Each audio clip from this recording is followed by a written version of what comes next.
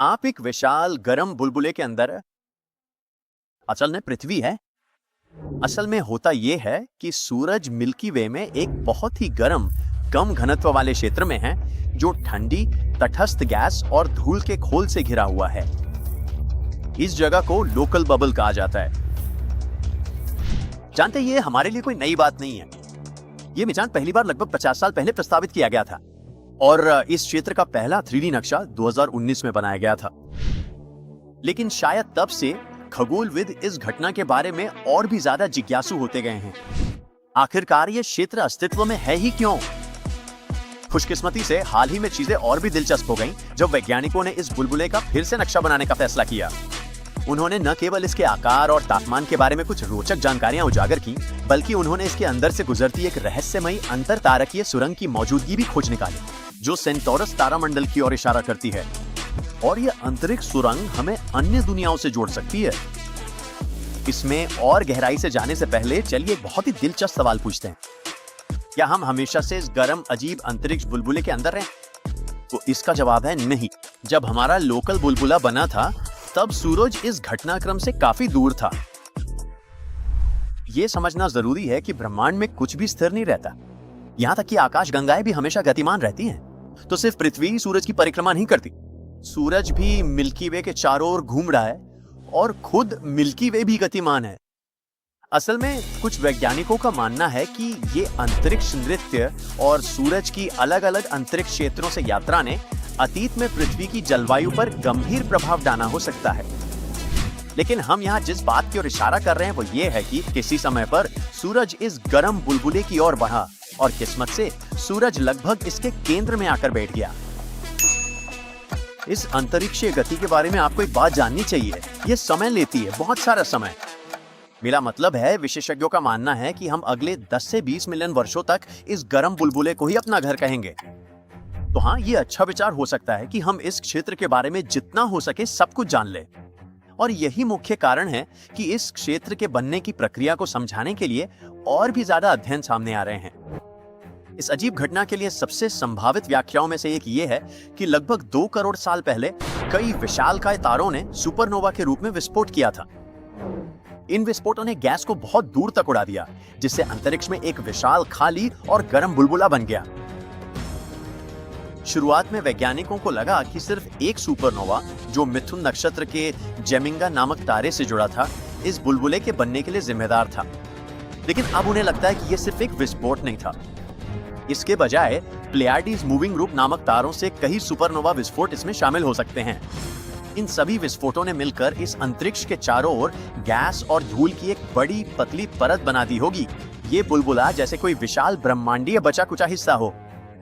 अन्य अध्ययन भी स्थानीय बुलबुले की अलग अलग उत्पत्ति का सुझाव देते हैं, लेकिन वे भी सुपरनोवा की ओर इशारा करते हैं। भले इसकी उत्पत्ति को लेकर कोई आम सहमति नहीं है, वैज्ञानिकों ने यह पता लगा लिया है। इस क्षेत्र के बारे में बहुत सारी बातें पता चली हैं और ये इसकी आकृति से जुड़ी हैं। देखिए, ये बुलबुला पूरी तरह गोल या गोलाकार नहीं है।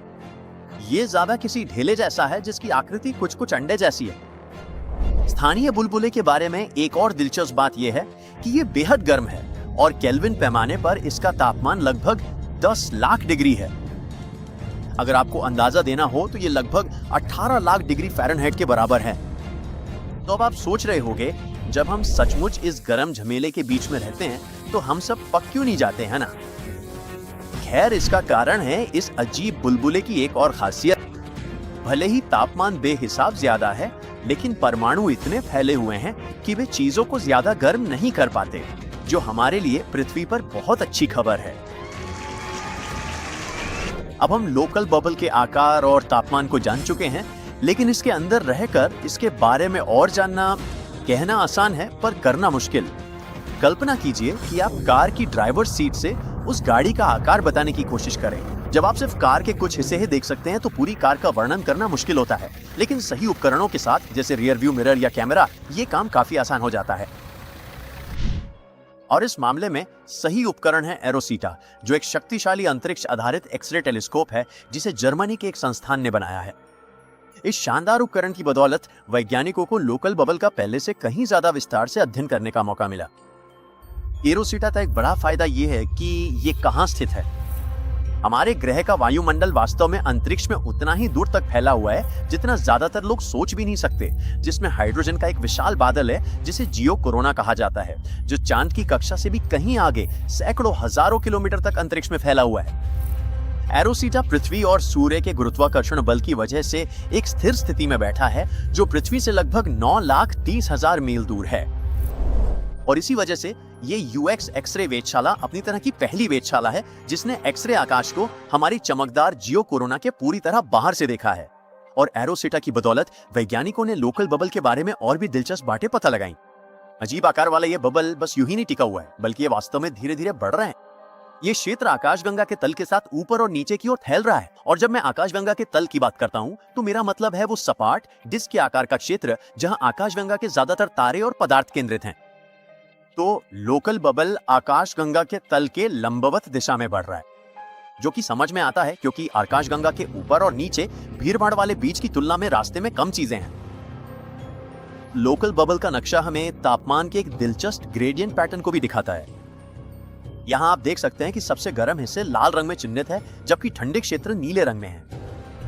इस तापमान पैटर्न को देखना वाकई दिलचस्प है क्योंकि विशेषज्ञों के अनुसार यह बबल के निर्माण के लिए सुपरनोवा सिद्धांत के साथ मेल खाता है। लोकल बबल के आकार के इस नए 3D मॉडल ने एक छुपा हुआ सरप्राइज भी उजागर किया है। सेंटोरस की ओर इशारा करता हुआ एक इंटरस्टेलर टनल।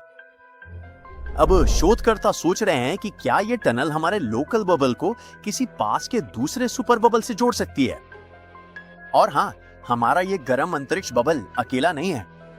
ब्रह्मांड इन सुपर बबल से भरा हुआ है।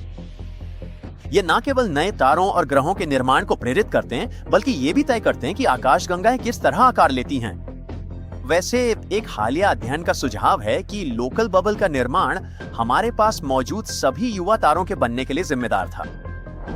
तो अगर ये सिद्धांत सही है कि ये नया खोजा गया टनल ब्रह्मांड के अन्य हिस्सों से जुड़ सकता है, तो ये हमें 1974 में प्रस्तावित एक बहुत लोकप्रिय सिद्धांत का प्रमाण देगा। उस समय वैज्ञानिकों ने पहली बार यह सुझाव दिया था कि ब्रह्मांड में गर्म बबल्स को जोड़ने वाले अंतरिक्ष सुरंगों का एक छुपा हुआ नेटवर्क हो सकता है, हम बस उन्हें देख नहीं सकते। 90 के दशक में एक और अध्ययन ने भी एक इंटरस्टेलर मार्ग के अस्तित्व का सुझाव दिया था जिसे अब कैनस मेजोरिस टनल के नाम से जाना जाता है। शोध से पता चलता है कि हमारे स्थानीय गर्म बबल को गम नेबुला से जोड़ने वाली एक अंतरिक्ष सुरंग हो सकती है जो गैस और धूल का एक बड़ा बादल है और पृथ्वी से 1000 से भी अधिक प्रकाश वर्ष दूर है। लेकिन वे एक और दिलचस्प संभावना का भी जिक्र करते हैं कि कैनस मेजोरिस टनल हमें एक और भी दूर स्थित सुपर बबल से जोड़ सकती है।